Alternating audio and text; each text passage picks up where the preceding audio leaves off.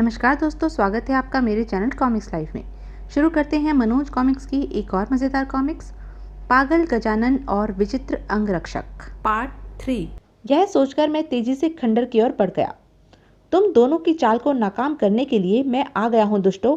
तुम्हारे मंसूबे सफल नहीं होने दूंगा मैं। अगले ही पल, पकड़ लो इसको, यह बचकर जाने ना पाए। दूसरे आदमी ने मुझ पर उछलकर वार किया। अब मैं दो आदमियों के साथ जूझ रहा था। ठाक! आह! कपिल वर्मन को इतनी बात बताकर ईश्वर आगे बोला, महाराज, शत्रु के उन दोनों भेदियों से जैसे तैसे निपटकर मैं शीघ्र ही खंडर से बाहर निकला तो सोच रहा था कि अब आपको कैसे इस समारोह को करने से रोका जाए, परंतु सोचने पर मुझे यही समझ में आया कि आपके पास अपने दुर्घटनाग्रस्त होने की सूचना भिजवाई जाए। और महाराज, मैंने यही किया। मेरे दुर्घटनाग्रस्त होने का समाचार पाकर आप समारोह को स्थगित कर यहाँ आ गए, जिससे बहुत बड़ी जनहानि होने से बच गई।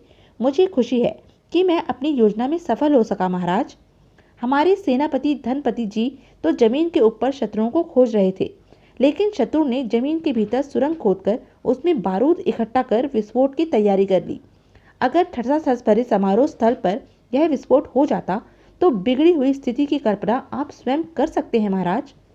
ईश्वर, तुमने यह सब करके हम पर बहुत बड़ा उपकार किया है। हमें तुम्हारी अक्लमंदी व साहस पर गर्व है।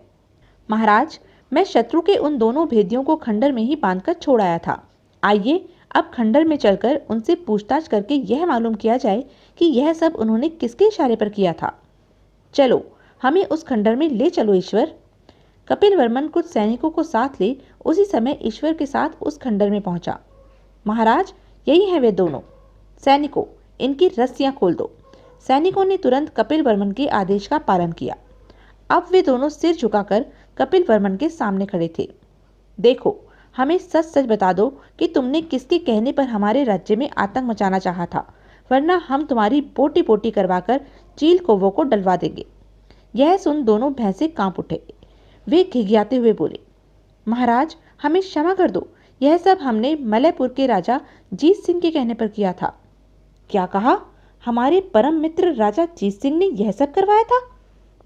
जी महाराज, ललितपुर में भीषण नरसंहार कर वे ललितपुर पर अपना कब्जा कराना चाहते थे।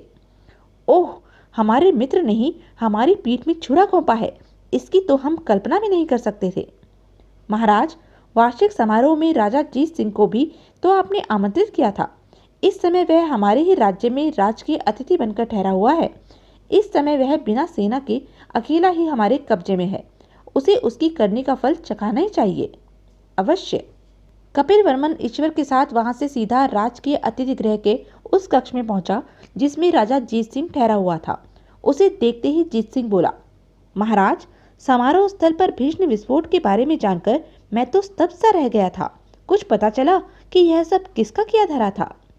यह सुन कपिल वर्मन ने आवेश में तलवार मयान से बाहर खींच ली। जीत सिंह, मुझे सब कुछ पता चल गया है, तभी तो तेरे पास आया हूँ। क्या मतलब? मतलब यह है कि तेरे कुत्सित इरादों का मुझे समय रहते ही पता चल गया है जीत सिंह। तूने मित्रता की पीठ में छुरा घोंपा है। अब मैं तुझे एक पल भी जीवित नहीं छोड़ूंगा। अगले ही पल, खच्चाक! आह! कपिल वर्मन ने एक ही वार में जीत सिंह को प्राणांत कर दिया था। तत्पश्चात, ईश्वर, यह सब तुम्हारी बदौलत ही संभव हो सका है, वरना दुश्मन की चाल में फंसकर हम स्वयं काल के शिकार होने वाले थे। महाराज, यह कैसे हो सकता था? मैं आपका विशेष अंगरक्षक हूँ। आपकी और राज्य की रक्षा करना मेरा प्रथम कर्तव्य है और मैंने उसी का पालन किया है। इस घटना की खुशी में अगले दिन ही कपिल वर्मन आखेट करने वन में गया। ईश्वर व अन्य अंगरक्षकों की टुकड़ी भी उसके साथ थी। शेर का पीछा करते कपिल वर्मन बहुत आगे निकल गया। मुझे महाराज को अकेला नहीं छोड़ना चाहिए। यह सोचकर ईश्वर ने अपना घोड़ा उस ओर दौड़ा दिया जिधर शेर का पीछा करते हुए कपिल वर्मन गया था। कुछ दूर जाने पर, ओह, घायल शेर की शेरनी ने पीछे से महाराज पर आक्रमण कर दिया है। मुझे शीघ्र ही महाराज की जान बचानी चाहिए। आह! अगले ही पल, शेरनी घायल होकर पृथ्वी पर गिर पड़ी। तब घोड़े से उतर दौड़ता हुआ ईश्वर कपिल वर्मन के पास पहुंचा। महाराज, आप ठीक तो हैं? हाँ ईश्वर, मैं ठीक हूँ। आज अगर तुम समय पर नहीं पहुंचते तो शेरनी हमारा काम तमाम कर देती। महाराज, आप कुछ थके हुए से लग रहे हैं। आइए सामने दिखाई देते आश्रम में चलते हैं, आप वहां रुककर कुछ देर विश्राम कर लेना। हाँ, यह ठीक रहेगा, मैं वास्तव में ही थकान अनुभव कर रहा हूँ। दोनों उस आश्रम की ओर चल दिए। जिस आश्रम की ओर वे दोनों बड़े चले जा रहे थे वह आश्रम कश्यप ऋषि का था। उस समय आश्रम के आंगन में केसरबाई झाड़ू लगा रही थी। तभी आह, क्या हुआ बेटी? कराहती हुई केसरबाई भूमि पर गिर गई। अगले ही पल उसके प्राण पखेरु उड़ गए। यह देखकर केसरबाई मर गई।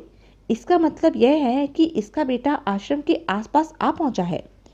तभी कपिल वर्मन के साथ ईश्वर ने आश्रम में प्रवेश किया।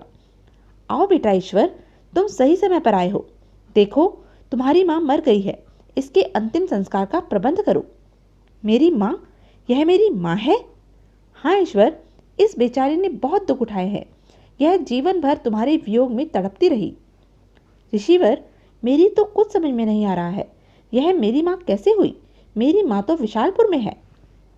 ईश्वर, वह तुम्हारी धर्म माँ है और यह तुम्हें जन्म देने वाली माँ है। कुदरत ने तुम माँ बेटे को बड़ी ही विषम परिस्थितियों में अलग अलग कर दिया था। मैं तुम्हें विस्तार से सारी बात बताता हूँ। कश्यप ऋषि ने जोरावर सिंह के जुल्म और अभयजीत की हत्या और केसरबाई के बारे में विस्तार पूर्वक बताया। कश्यप ऋषि से सारी बात जानकर, ऋषिवर, सचमुच मेरी माँ ने बहुत दुख उठाए हैं। जालिम जोरावर के कारण इसे और मुझे इस प्रकार जीवन गुजारना पड़ा। मैं जोरावर सिंह को जिंदा नहीं छोड़ूंगा। वह सब तुम बाद में करना, पहले अपनी माँ का अंतिम संस्कार करो बेटे। फिर उसने अपनी माँ की चिता सजाकर भरे हृदय से उसमें अग्नि दिखाई। तत्पश्चात कपिल वर्मन के साथ ललितपुर वापस लौट आया। ललितपुर पहुंचकर, ईश्वर, जोरावर सिंह ने तुम्हारे परिवार के साथ बहुत अन्याय किया है। तुम कहो तो मैं उस पर आक्रमण करके उसे हरा दूं और तुम्हारा राज्य तुम्हें वापस दिलवा दूं। महाराज, मैं बिना किसी रक्तपात के जोरावर सिंह से बदला लेना चाहता हूँ, इसलिए नवरंगपुर पर आक्रमण करना ठीक नहीं रहेगा।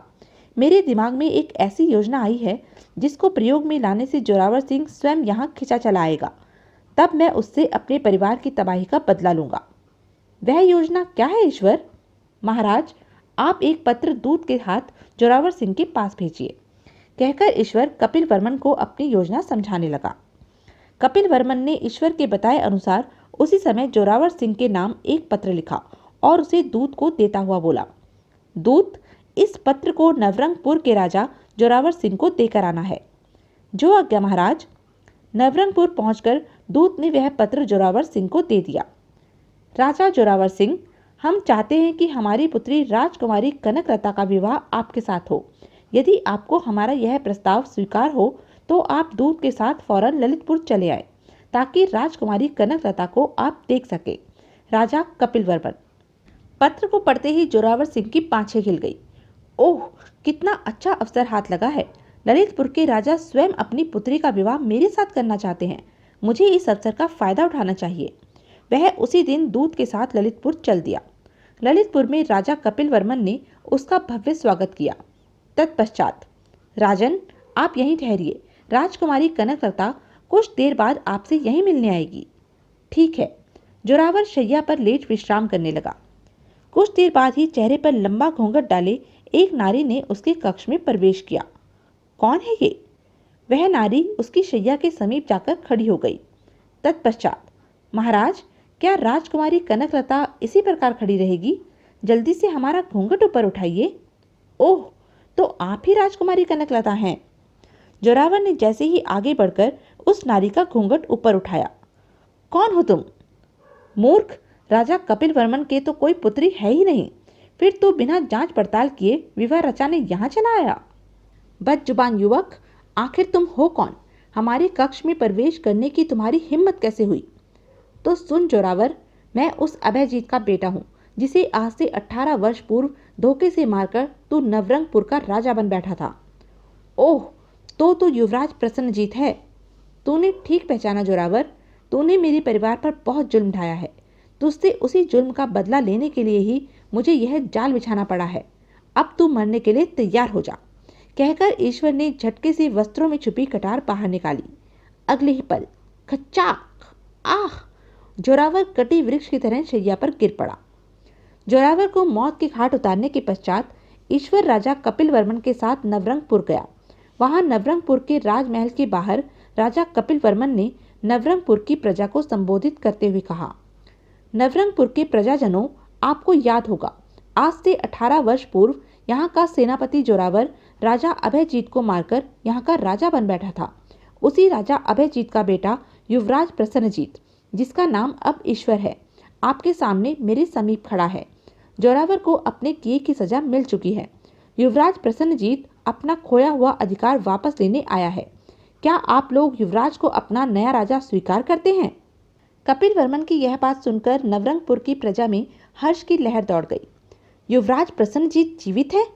युवराज प्रसन्नजीत अमर रहें। तब भारी हर्ष ध्वनि के बीच ईश्वर ने नवरंगपुर की राज्य की बागडोर संभाली। राजा प्रसन्नजीत की जय। ईश्वर को नवरंगपुर का राजपाट सौंपकर कपिल वर्मन अपने राज्य को वापस लौट गया। इस घटना के कुछ दिन पश्चात ही एक सैनिक विशालपुर के सिपह सलार बलदेव के पास पहुंचा। क्या आप ही सिपह सलार बलदेव जी हैं? हाँ, मैं ही हूँ, लेकिन तुम मेरे विषय में क्यों पूछ रहे हो?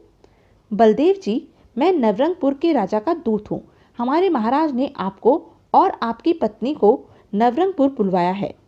अच्छा, लेकिन किस लिए? इस विषय में मुझे कुछ ज्ञात नहीं है। ओह, बलदेव सोच में पड़ गया। नवरंगपुर के राजा ने मेरे साथ साथ वसुंधरा को भी नवरंगपुर बुलाया है। यह बात को समझ नहीं आई। जरूर इस बात में कोई रहस्य छिपा हुआ है। मुझे इस रहस्य को जानने के लिए वसुंधरा के साथ नवरंगपुर जाना ही चाहिए। अतः वसुंधरा को साथ ले बलदेव नवरंगपुर की ओर चल पड़ा। नवरंगपुर पहुंचने पर उसे और वसुंधरा को राजकीय अतिथि गृह में ठहरा दिया गया। उसी शाम को राजा प्रसन्नजीत ईश्वर उनसे मिलने आया। तुम तो हमारे बेटे ईश्वर हो। उन दोनों की हालत देखकर ईश्वर मुस्कुराया। आप ठीक कह रही हैं माँ, मैं आप दोनों का बेटा ईश्वर ही हूँ। लेकिन यह भी सच है कि अब मैं इस देश का राजा हूँ। लेकिन यह सब हुआ कैसे? तुम्हें तो मैं शिक्षा अध्ययन के लिए नंदी ऋषि के पास छोड़कर आया था। तब ईश्वर ने बलदेव को सारी घटनाएं विस्तार पूर्वक बताई। सारी बात जानकर हमें खुशी है बेटा कि तुम्हें तुम्हारा खोया हुआ अधिकार वापस मिल गया है। पिताजी, मैं चाहता हूँ कि अब आप और माँ दोनों यहीं मेरे पास रहें। यह कैसे हो सकता है ईश्वर? मैं विशालपुर के राजा की सेना में सिपह सलार हूँ और फिर विशालपुर मेरी मातृभूमि है। अपनी मातृभूमि को छोड़कर मैं यहाँ कैसे रह सकता हूँ? हमें वहाँ वापस जाना ही होगा बेटे। तब ईश्वर को आशीर्वाद दे बलदेव व वसुंधरा वापस विशालपुर लौट गए। तब नंदी ऋषि द्वारा दिया गया 1 वर्ष का समय व्यतीत हो जाने के पश्चात राजा प्रसन्नजीत एक दिन नंदी ऋषि के आश्रम में पहुंचा। ईश्वर, यह तुम हो? तुम राजा कैसे बन गए? ऋषिवर, यह सब आपके ही प्रताप का फल है। तब नंदी ऋषि को भी ईश्वर ने अपने विषय में सारी बातें विस्तार पूर्वक बताई। तत्पश्चात, गुरुदेव, अब बताइए, मैं आपके द्वारा ली गई परीक्षा में उत्तीर्ण हुआ या अनुत्तीर्ण? ईश्वर, निसंदेह तुम परीक्षा में उत्तीर्ण हुए हो। अपनी बुद्धिमानी से ही तुम दुश्मन से अपना खोया हुआ राज्य वापस पा सके हो। तो यह थी मनोज कॉमिक्स की एक मज़ेदार कॉमिक्स। ऐसी ही मज़ेदार कॉमिक्स के लिए बने रहें मेरे साथ। और हाँ, मेरे चैनल को लाइक, शेयर और सब्सक्राइब करना ना भूलें। धन्यवाद।